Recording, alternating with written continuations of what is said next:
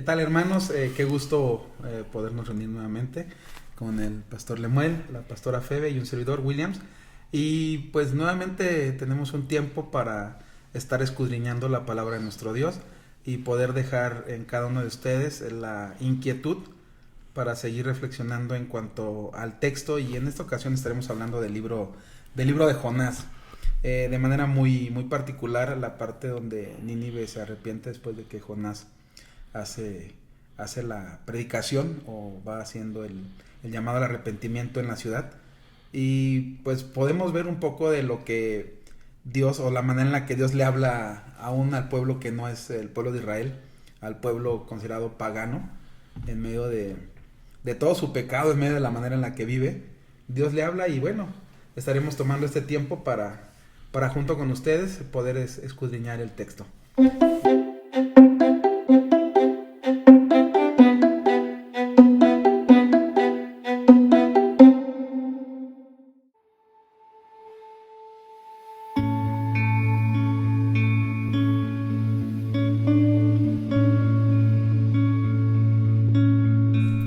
Jonás, en el capítulo 3, dice así: Vino palabra de Jehová por segunda vez a Jonás, diciendo: Levántate y ve a Nínive, aquella gran ciudad, y proclama en ella el mensaje que yo te diré.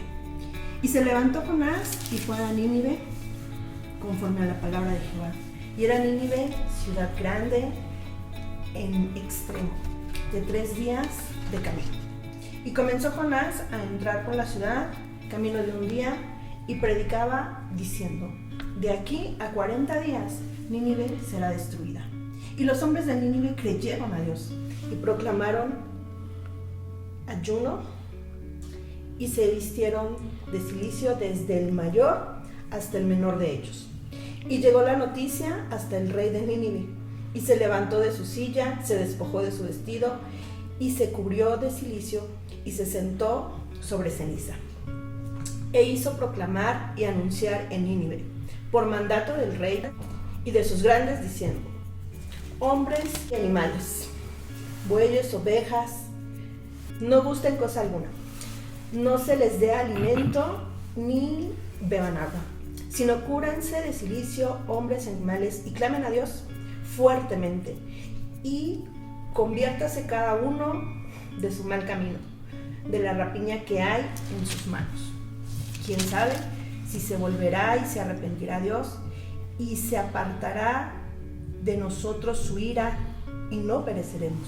Y vio Dios lo que hicieron, que se convirtieron de su mal camino, y se arrepintió del mal que había dicho que haría y no lo hizo.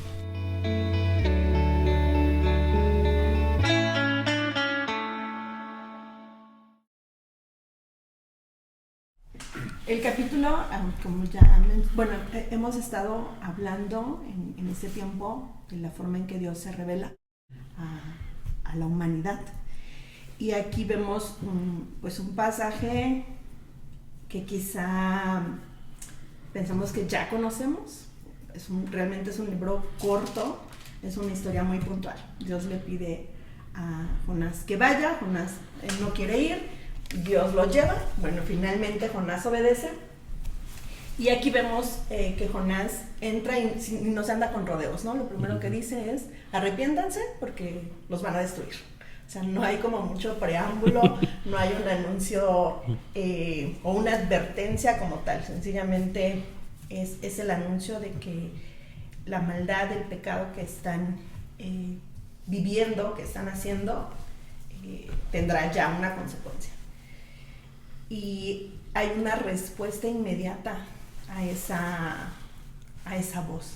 Dice que antes del mandato del rey, esa parte, ¿no? Las primeras personas que escuchan lo que va a suceder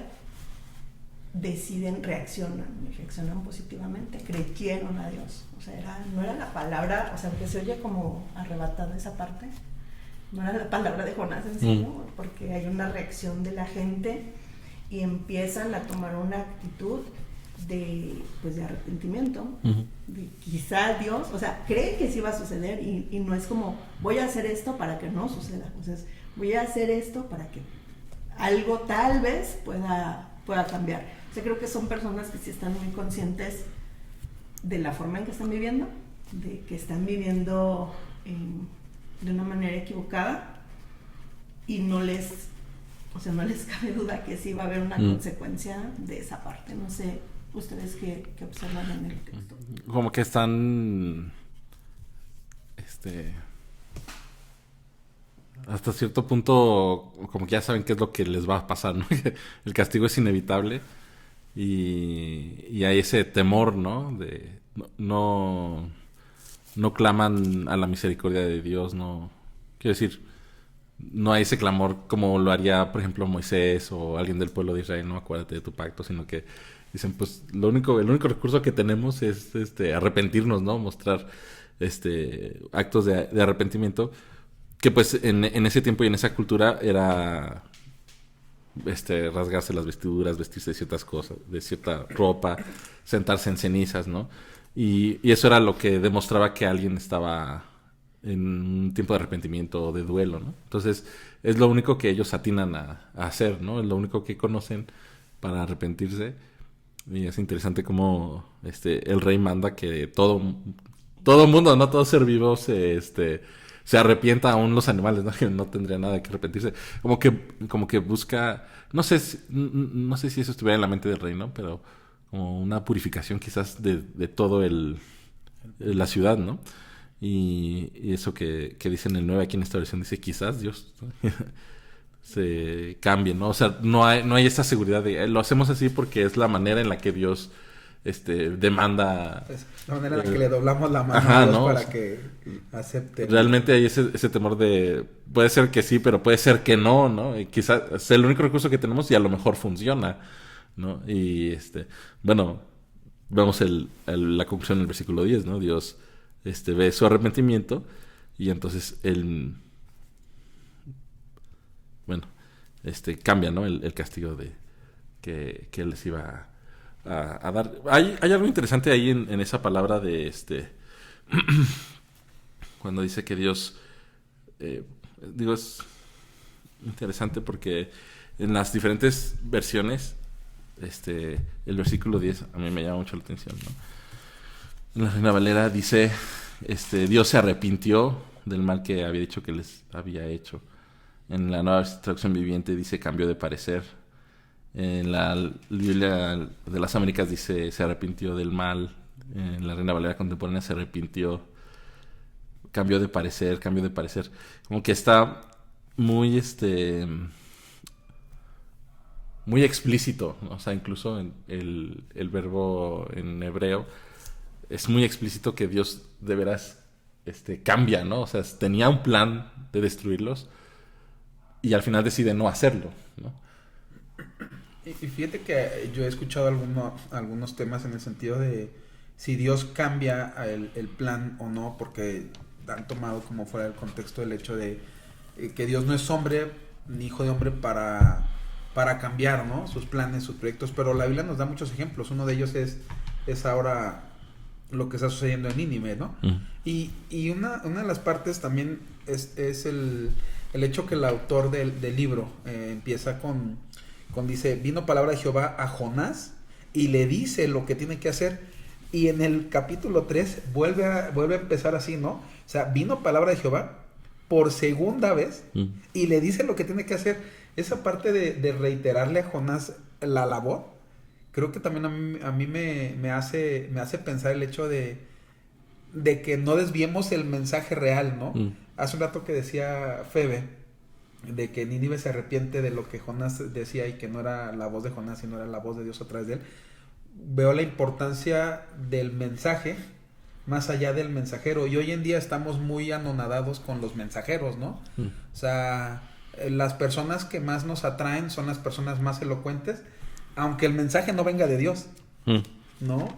Y aquí está estos dos primeros versículos del libro, del capítulo 1 y del capítulo 3, me llevan a esa idea de ¿por qué Nínive entendió? O sea, ¿por qué Nínive no apedreó a Jonás, no? O sea, aparte no eran ni de su mismo pueblo, no tenían el mismo Dios. ¿Cómo consideraban a ese mensajero, no? O sea, pudo haber sido un mensajero de decir, ay, no manches, es Jonás, es un desobediente, él se quiso ir a Tarsis y de rebote llegó con nosotros, ¿no? Pero al final era muy precisa la palabra que venía por parte de Dios. Entonces creo que ese es el poder de la palabra de Dios, y que nosotros en algún momento tendríamos que retomar esa parte, porque a veces nos hemos preocupado mucho por ser buenos mensajeros, aunque no sea el mensaje correcto para la comunidad, para la iglesia, para nosotros, ¿no? Entonces, Jonás no era un buen mensajero probablemente, pero el mensaje era muy poderoso, y eran muy pocas palabras que el pueblo lo entendió, bueno, la ciudad de Nínive lo entendió. Entonces, creo que a nosotros nos ha ido afectando un poco el hecho de que queremos ser buenos mensajeros, la manera de dar el mensaje más elocuentes, más rebuscados, y a veces la palabra de Dios es muy, no sé si la palabra simple o básica, tiene que ser así como es muy clara, muy precisa para nosotros, y nosotros le estamos buscando como, por ahí se dice, ¿no? 3 pies al gato de, ¿cómo vas a decir que se arrepientan? Miren, muchachos, saben que hemos cerrado el camino en todas las experiencias y llegamos a una determinación que el camino que hemos tomado no es correcto. Entonces necesitamos regresar a reconocer a Dios en nuestras vidas. Entonces debemos retomar el hecho de aprender a dar el mensaje adecuado y el mensaje que proviene de Dios sin intentar nosotros salir a la luz, ¿no? En ese sentido de que digan, ay, qué bueno, qué elocuente era Jonás, ¿no? Por eso nos convenció el mensaje de Jonás. No, nos convenció el mensaje de Dios por medio de Jonás. Al principio decía que Jonás es un libro pequeño, relativamente, son 4 capítulos. Y creo que muchas veces hacemos el énfasis en la actitud de Jonás.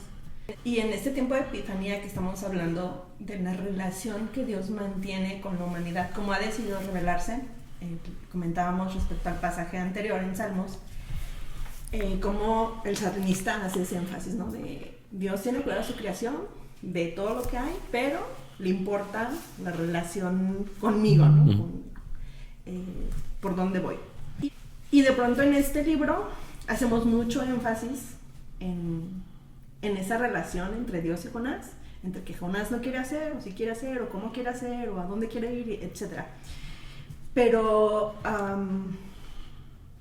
ahora que mencionabas la palabra precisa de Dios hacia Jonás, le da una instrucción, ven y haz esto, y les dirás el mensaje que te diré, ¿no? O sea, no, como que no hay mucha vuelta de hoja de qué es lo que tiene que hacer, cómo lo tiene que hacer, dónde lo tiene que hacer. Y pensaba cuántas veces nosotros decimos que no tenemos clara la voluntad de Dios para nuestra vida. Y quizá Dios ya habló con nosotros, dónde, cómo, cuándo, y estamos como Jonás, como dándole la vuelta, ¿no? Y cuando Jonás decide obedecer y llega al lugar que tiene que ir y hacer lo que tiene que hacer así tan concretamente, pues vemos el poder de Dios a través de su palabra, cómo hay esa respuesta.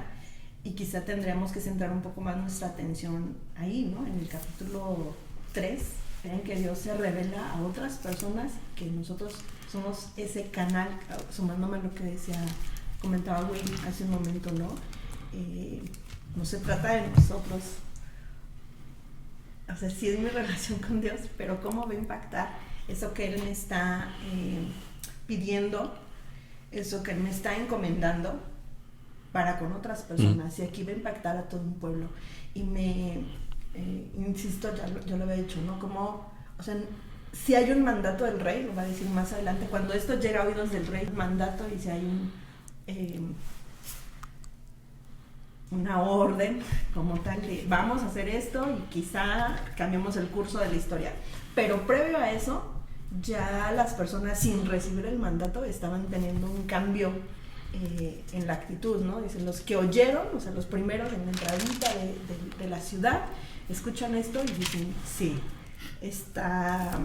viene la destrucción, o sea, no me puedo quedar igual, ¿no? O sea, obviamente hay ese reconocimiento, esa convicción de pecado, y hay ese cambio sin que otra tercera persona venga y me diga sí, o me confirme, o me refuerce este mensaje que estoy recibiendo.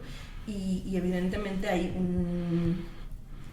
cuando el rey manda esta situación, pues hay una obediencia de parte de todos, pero como decíamos al principio, no creyendo que hay que hacer esto porque entonces va a suceder esto.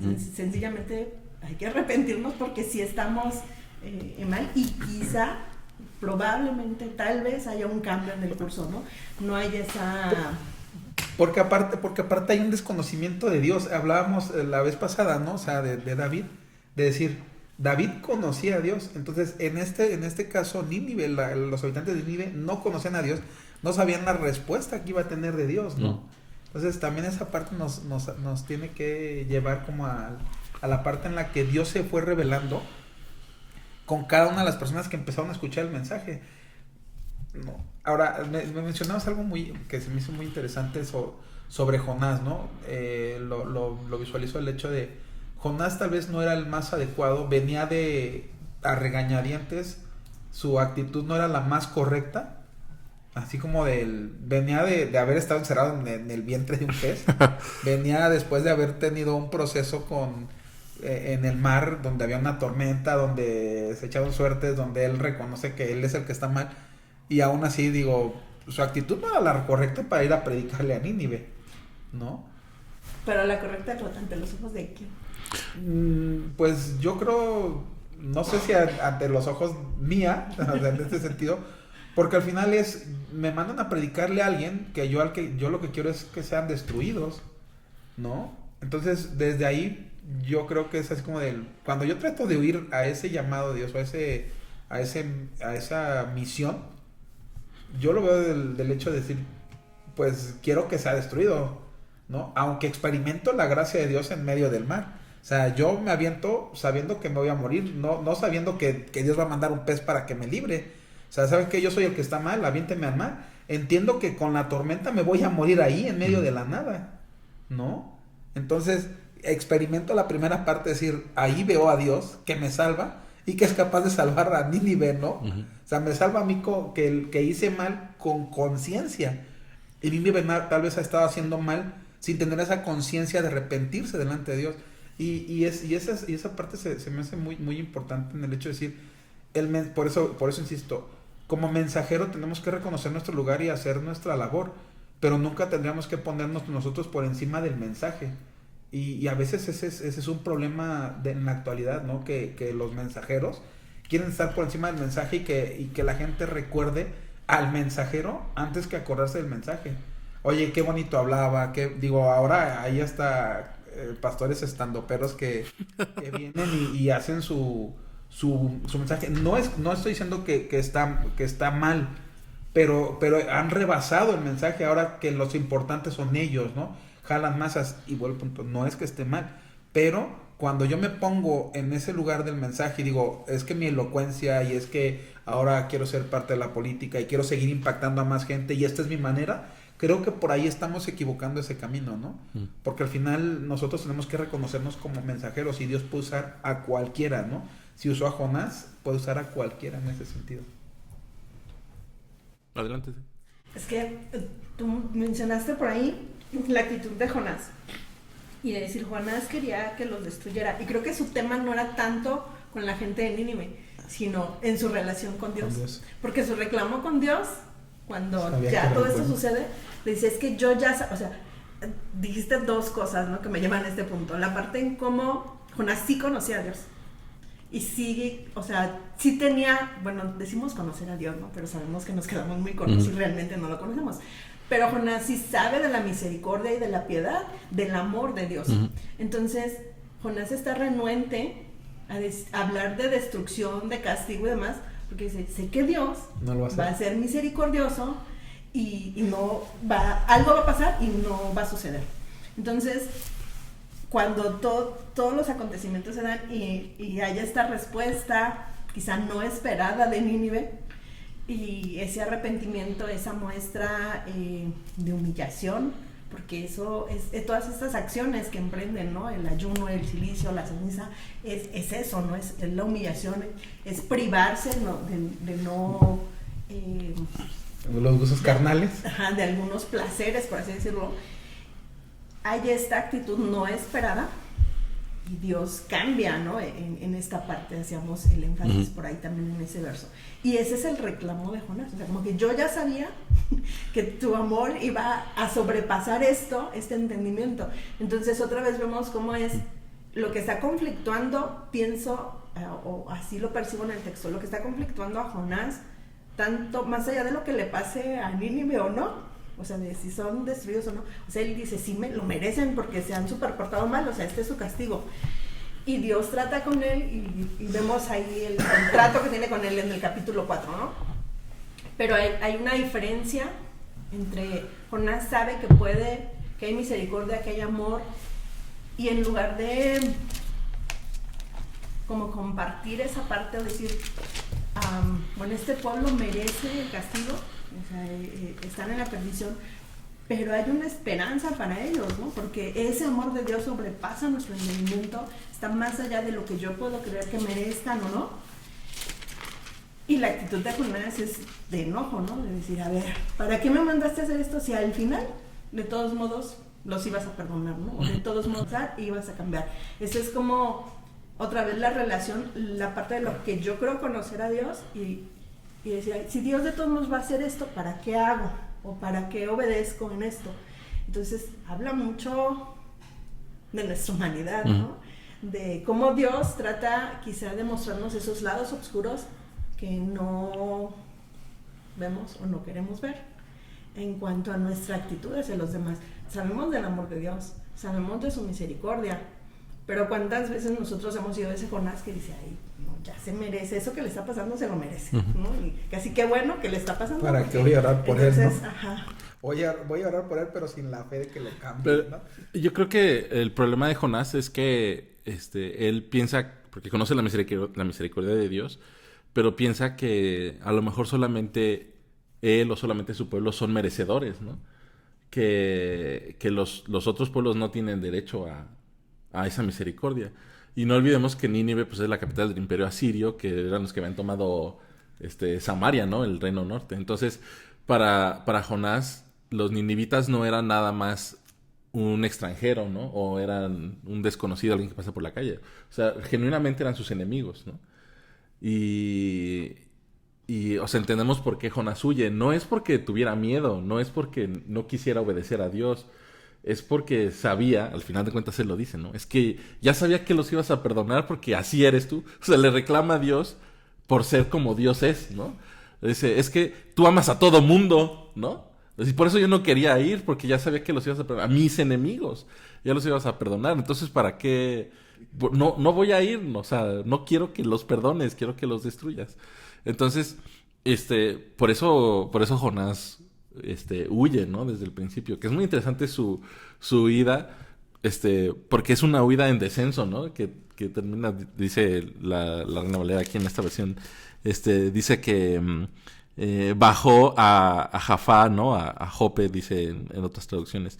Pero todos los verbos que usa, por ejemplo, para meterse al barco, es bajó al barco, ¿no? Y luego bajó a dormir al camarote, y luego baja a las aguas, y luego baja a la panza del pez, y baja hasta el Seol, ¿no? O sea, en ese afán de Jonás de huir, no de la misión de Dios, o sea, es más allá, ¿no? De huir, de decirle a sus enemigos, Dios te ama.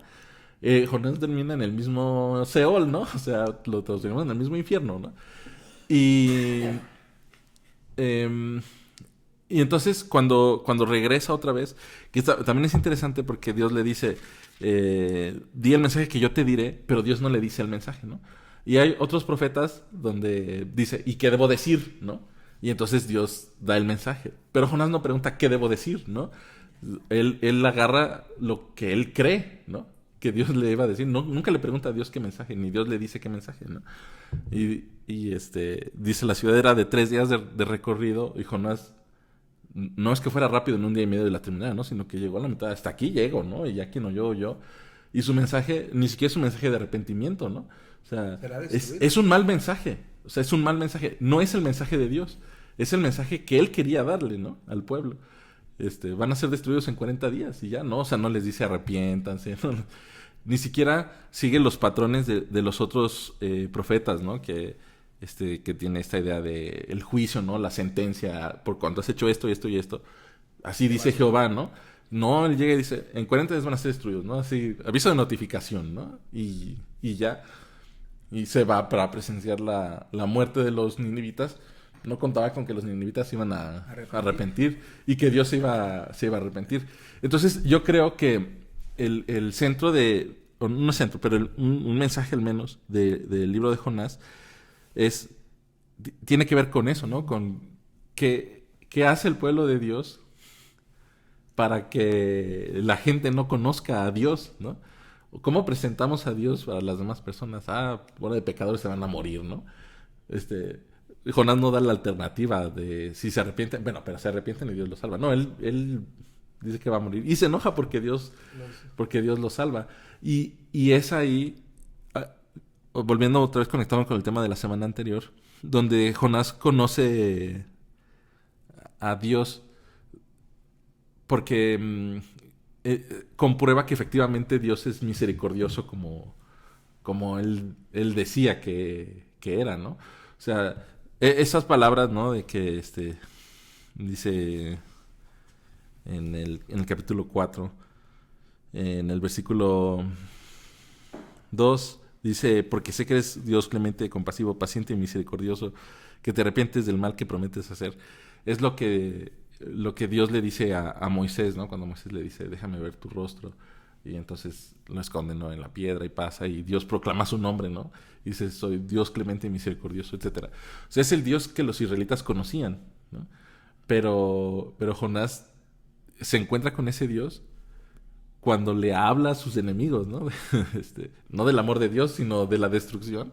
Y descubre que Dios ama a sus enemigos tanto como ama a su propio pueblo, ¿no? Y eso le da coraje a Jonás. Y no sé, digo, muchas veces nos puede dar coraje de descubrir que Dios ama a la gente tanto como a nosotros que somos cristianos, que somos creyentes.